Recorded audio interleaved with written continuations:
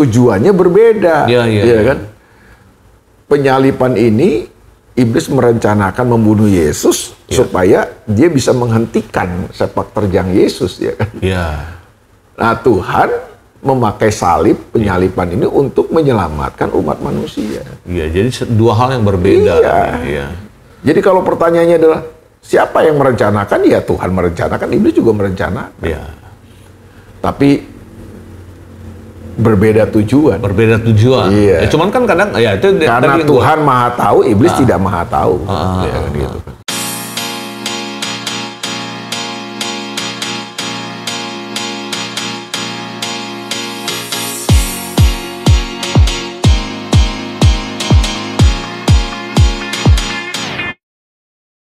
Shalom Bapak Ibu Saudara, puji Tuhan, senang sekali boleh menyapa Bapak Ibu Saudara lagi melalui garansi program kesayangan kita yang selalu hadir dan menyeimbangkan perspektif kita tentang memahami tentang Tuhan dan kebenarannya tentunya. Karena garansi adalah gali kebenaran sejati, membahas yang esensi, bukan yang sensasi.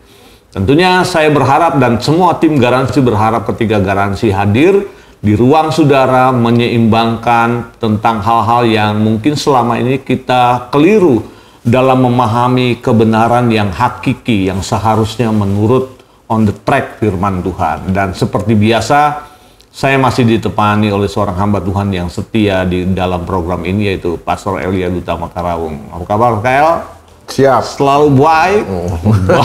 Luar biasa, ya kan.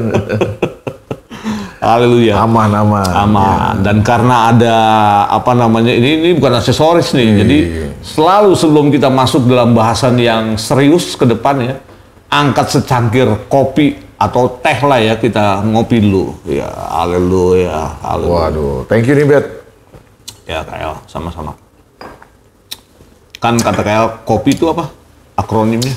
Ketika orang perlu inspirasi. Ketika orang perlu inspirasi. Jadi dengan secangkir kopi, saya harap akan ada inspirasi surgawi ya, yang memenuhi hati saudara, ruang di mana saudara ada saat ini menyaksikan garansi, sehingga kita tidak terjebak kepada pertanyaan-pertanyaan yang seringkali dibenturkan nih. Nah, sekarang lagi viral nih. Ada pertanyaan ya kan. Jadi kita main apa nih hari ini? Kita lagi menjawab nih tentang pertanyaan yang masuk ke tim garansi ya, ke program ini terkait dengan ya, saya percaya maksudnya kalau saudara yang gemar berseluncur di sosial media ya pasti akan bertemu dengan pertanyaan-pertanyaan seperti ini. Misalnya nih, kalau Yesus disalib ya kan gitu, itu rencana Bapa atau rencana iblis? Kan itu kalau kita punya pemahaman yang keliru dan salah kan, itu kejebak tuh. Kalau kita mau jawabnya itu rencana Bapa, berarti Allah atau Bapa kita nih jahat. Langsung dikasih statement gitu kan. Kalau rencana iblis, wah apalah segala macam. Nanti jawabannya pasti akan digiring cari-cari salahnya. Kita jawab satu, yang pertama itu dulu nih Kak. Itu dulu mungkin ya kita angkat dulu ya. Nanti ada pertanyaan berikutnya. Memang sekarang ini kan lagi rame ya, dibahas rame banget. Sebuah polemik. Jadi polemik itu mungkin diawali karena ya biasalah di media sosial ya, khususnya di YouTube ini kan ada channel-channel ya yang banyak sekali sekarang ya berseliweran tentang membahas tentang doktrin-doktrin kekristenan ya, dan lain sebagainya ya. Nah mungkin yang lagi rame sekarang ini adalah ada sebuah statement dari seorang YouTuber ya. YouTuber di TikToker yang terkenal ya, cukup terkenal ya, yang biasanya dia membahas tentang agama yang lain ya, kepercayaan yang lain ya.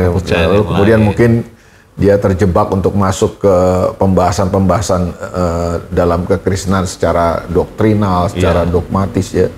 Dan akhirnya itu menimbulkan polemik ya, yang seperti lu bilang tadi kan.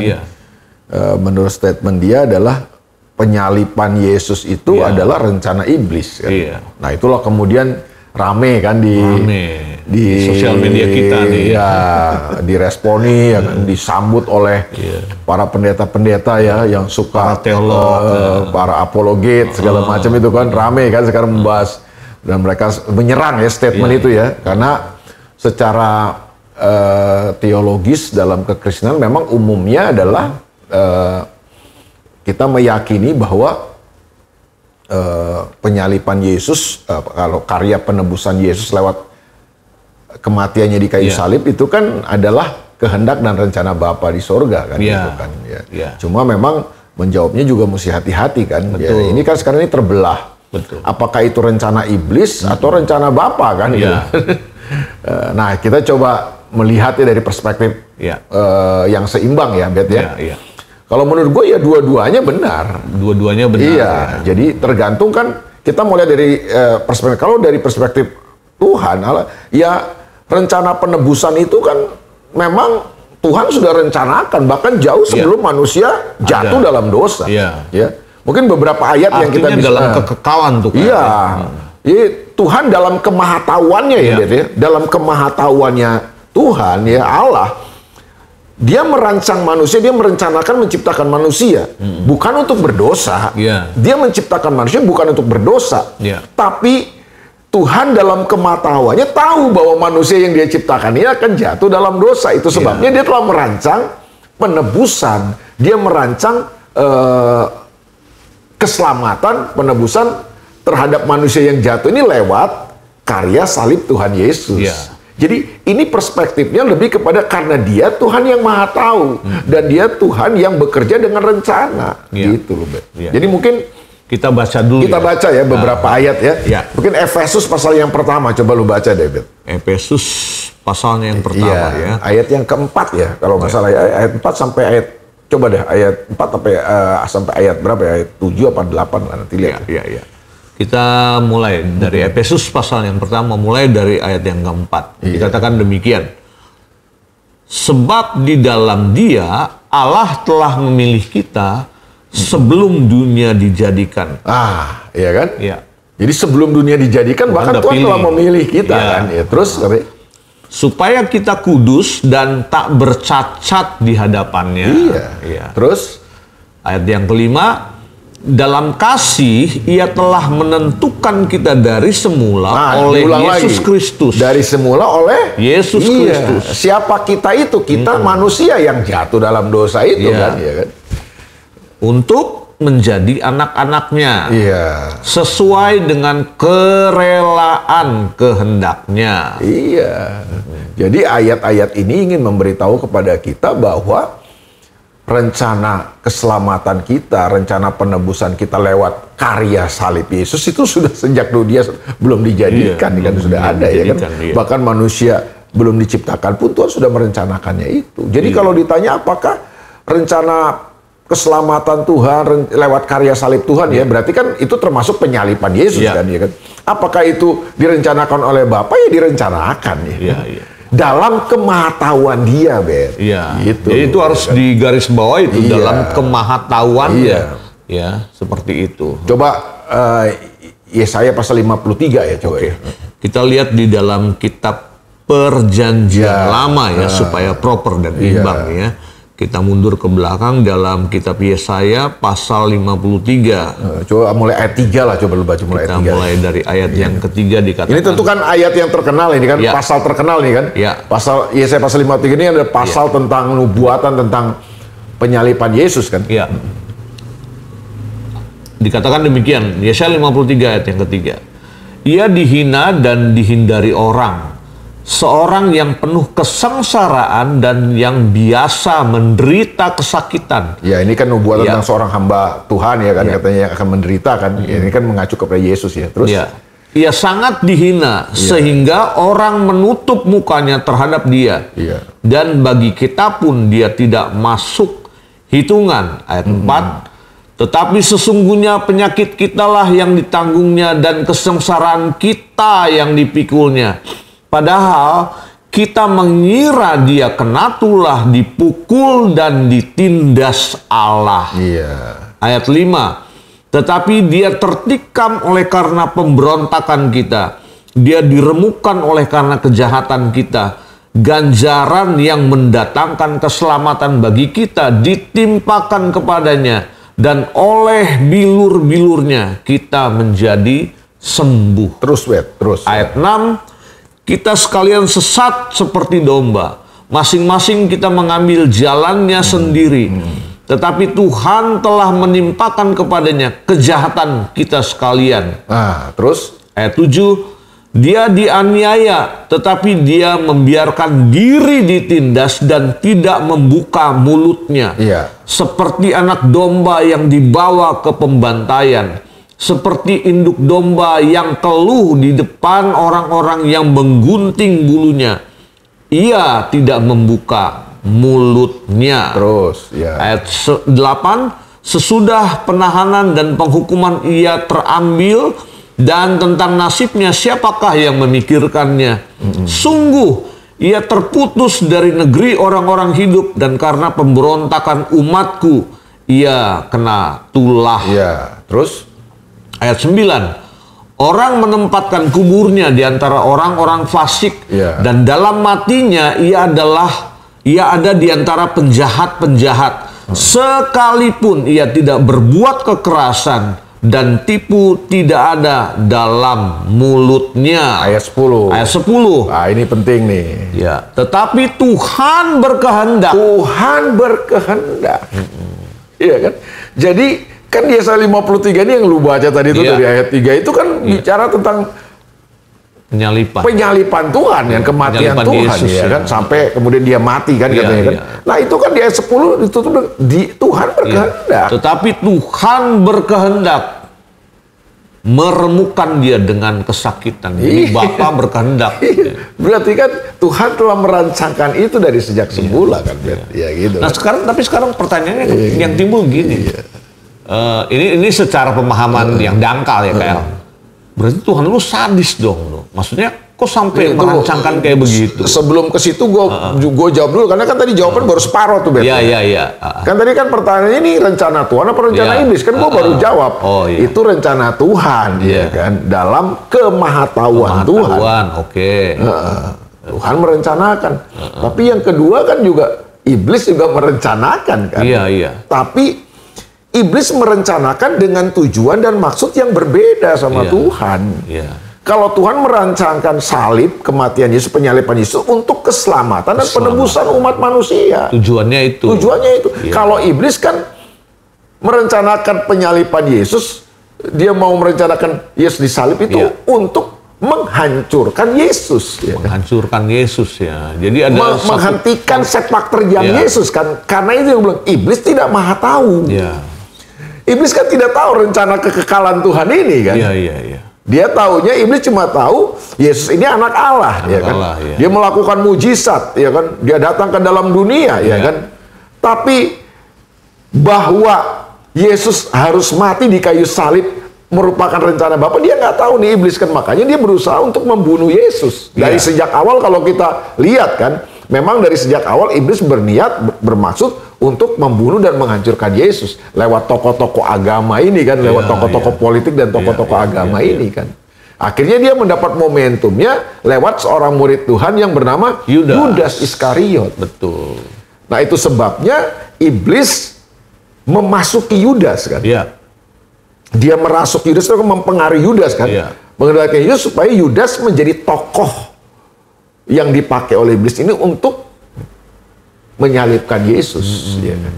Dengan cara dia menjual Yesus dengan 30 keping uang itu kan, uang perak itu. Jadi itu jelas kan, Alkitab berkata dalam kitab Yohanes ya, Injil Yohanes Yudas itu setelah kita baca dulu dah Kel ya, Injil Yohanes pasalnya yang ke-13, mulai dari ayat 27 sampai 30 supaya kita tahu benang merahnya gitu ya, terkait dengan hal pertanyaan tadi.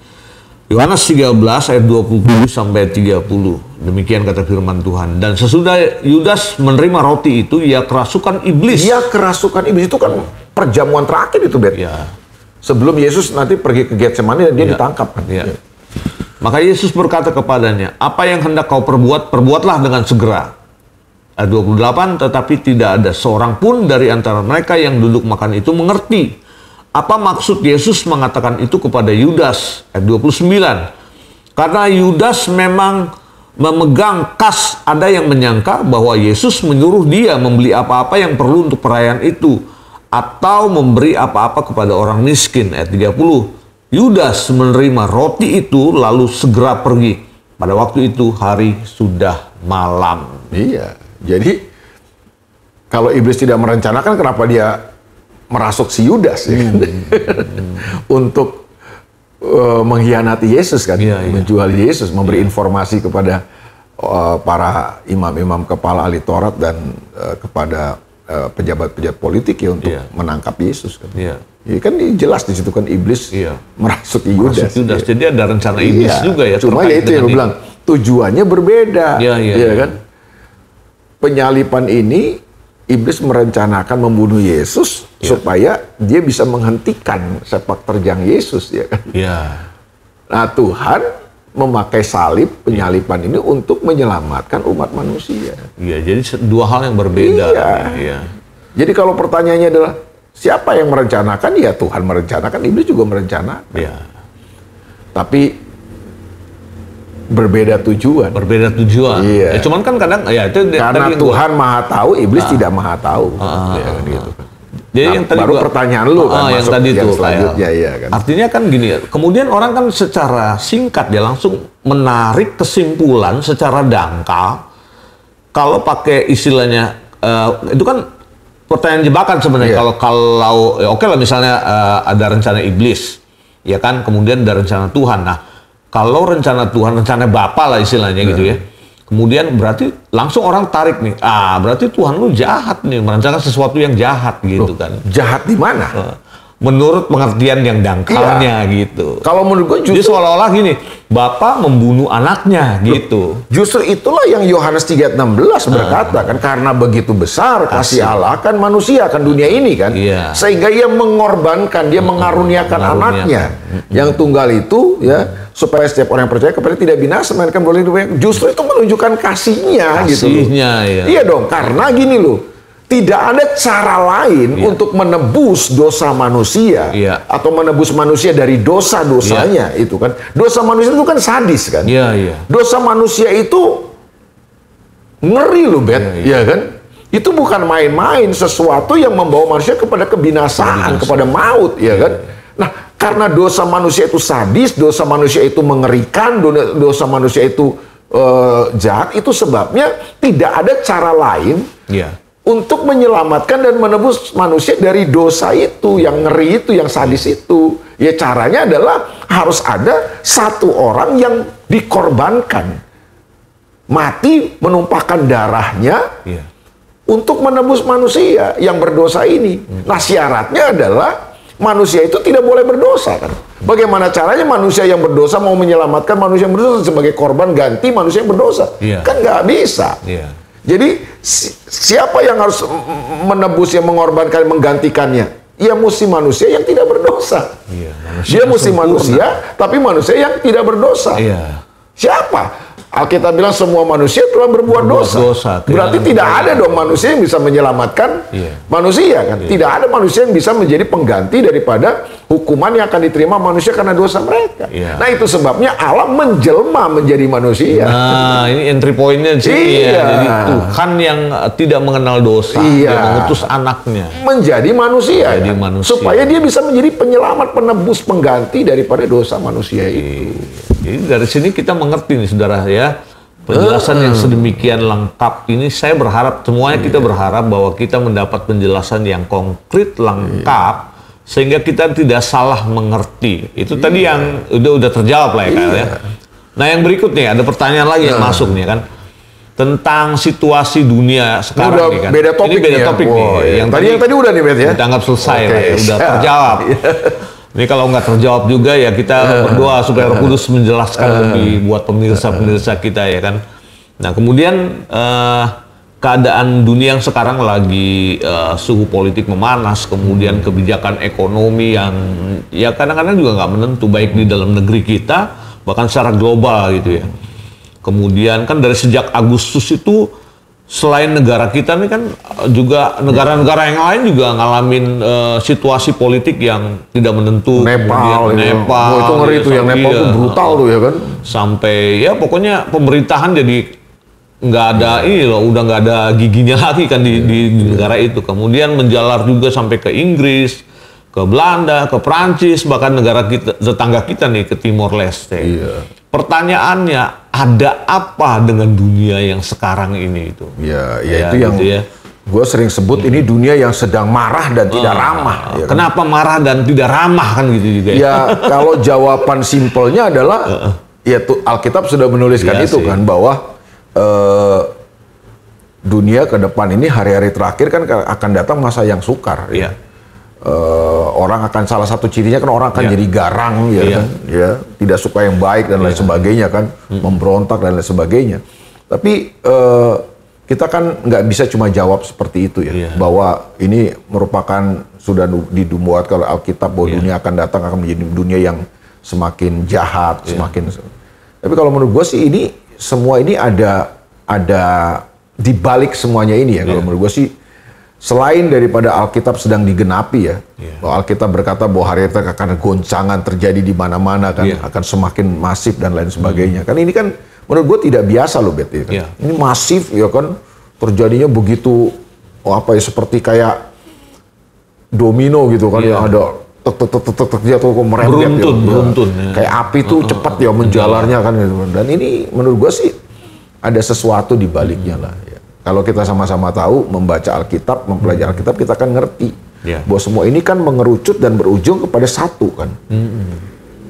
Bahwa dunia yang semakin carut marut, di mana bangsa bangkit melawan bangsa.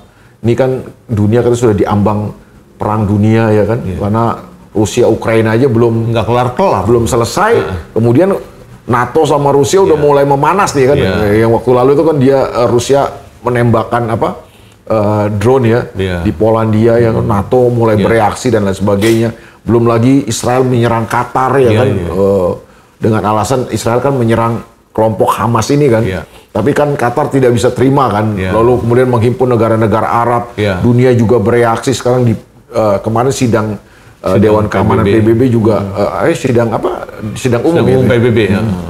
Itu kan suasananya juga panas ya kan. Betul. Israel juga bereaksi. Lalu kemudian akhirnya Israel membalas menyerang Yaman ya, sekarang ini diserang ya kan. Lalu Israel juga bereaksi terhadap pemerintah Prancis yang mendukung Palestina. Ini kan tambah panas ya kan.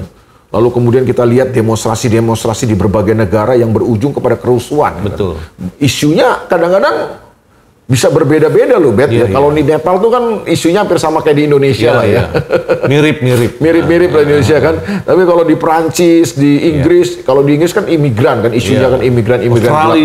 Australia juga, Spanyol, macam-macam lah ya sekarang ini kan. Nah itu kan mengerucut kepada kekacauan yang sedang terjadi dalam dunia ini. Ya, dunia yang sedang marah, tidak ramah, semakin memanas situasinya ini kan mengerucut kepada sebuah kebutuhan.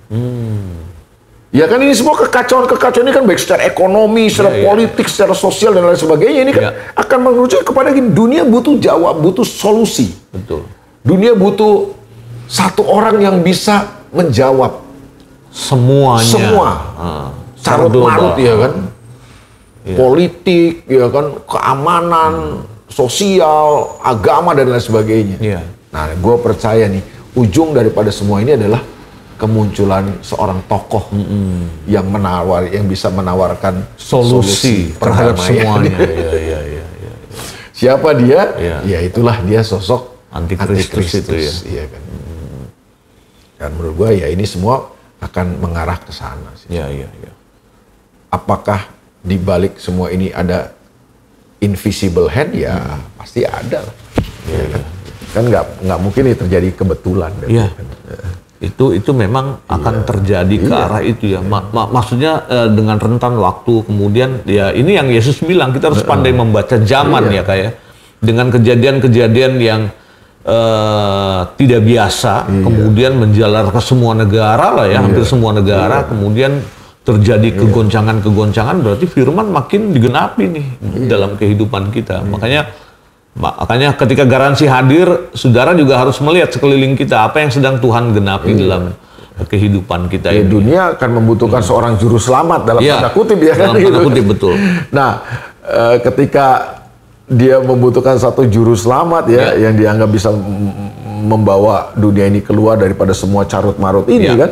Nah, mereka pikir bahwa orang ini memang benar-benar bisa memberi solusi kan. Iya. Nah, kita tahu lewat Alkitab bahwa suatu saat ya dia justru akan menguasai dunia ini dengan caranya dia, pemerintahan. Itulah yang Alkitab katakan sebagai antikristus. Ya. Betul. Baru kan antikristus ini akan berakhir ketika Tuhan datang kedua kali.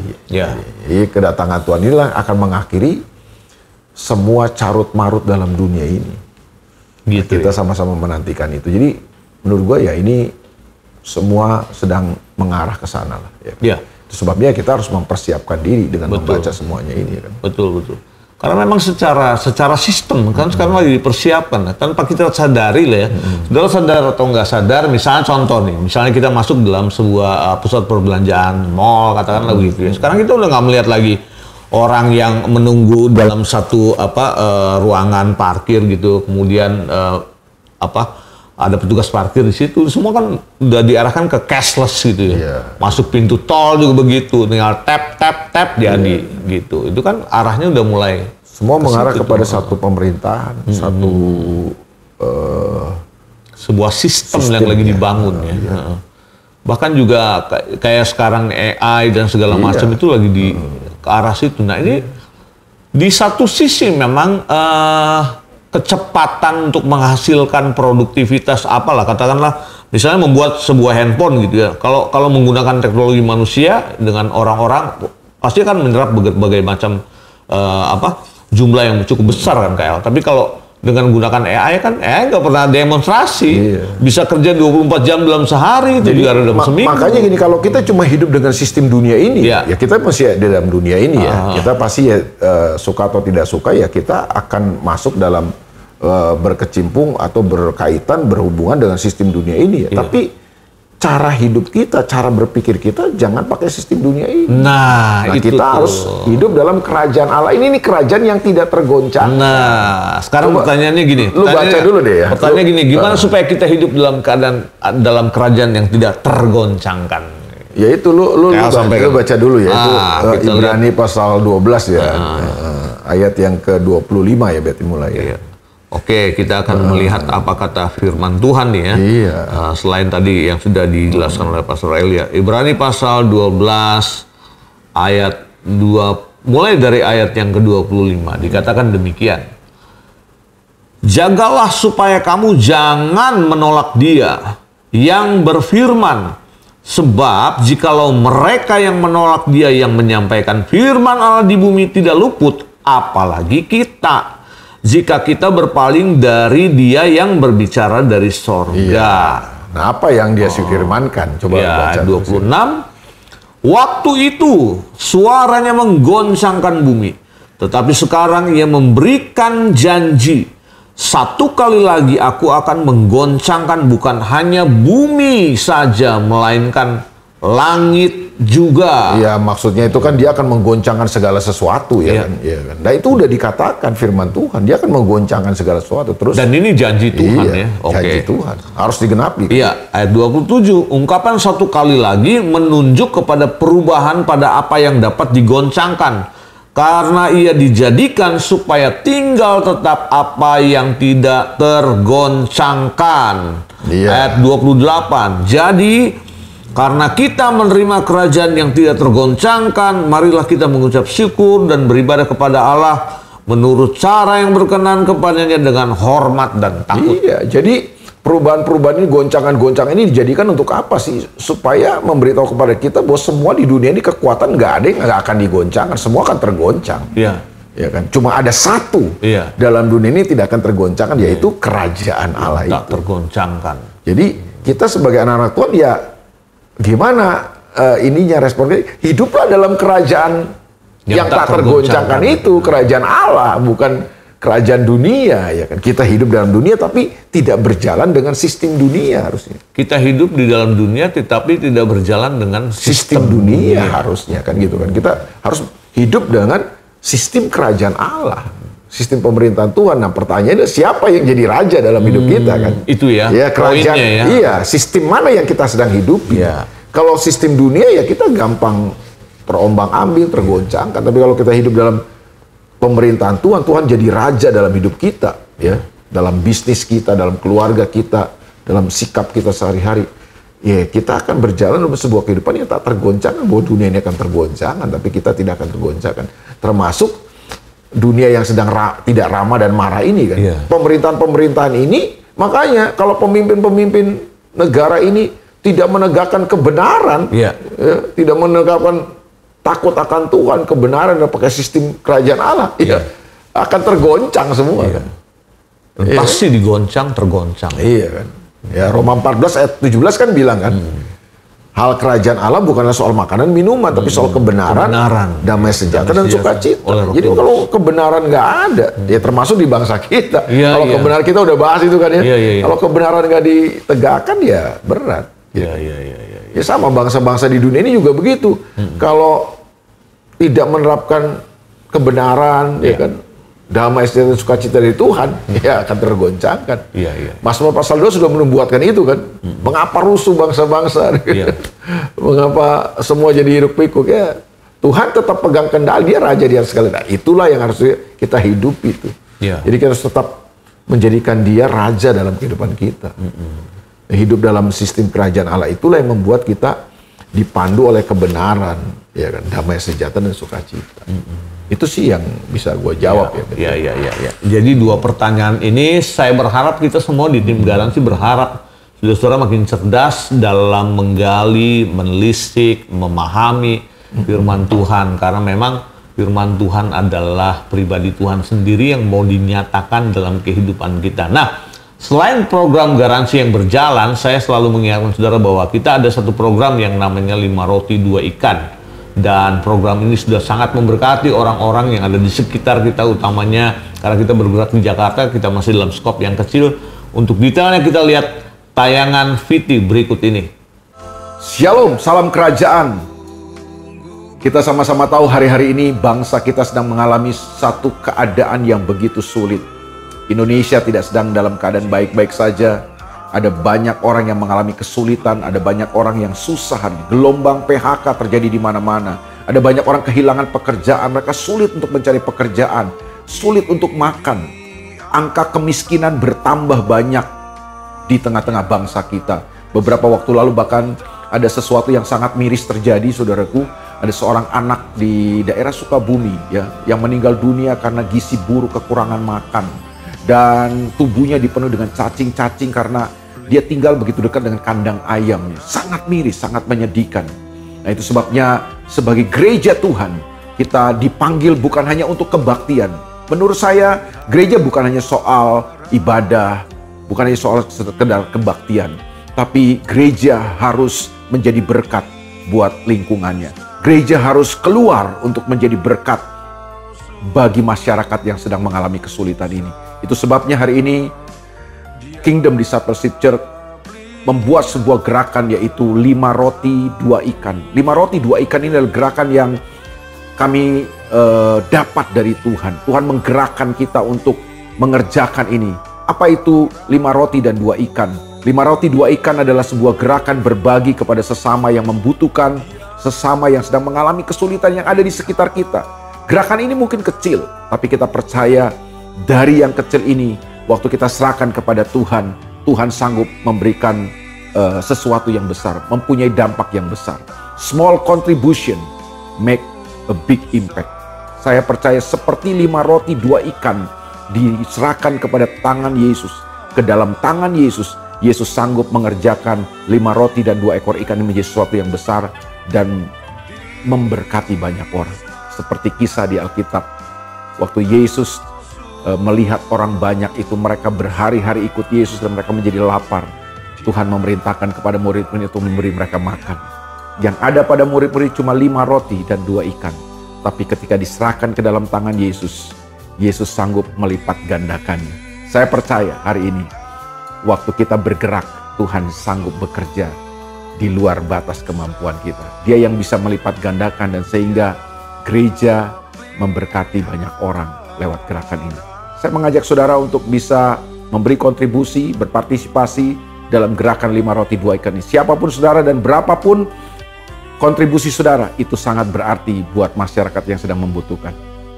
Tuhan memberkati saudara.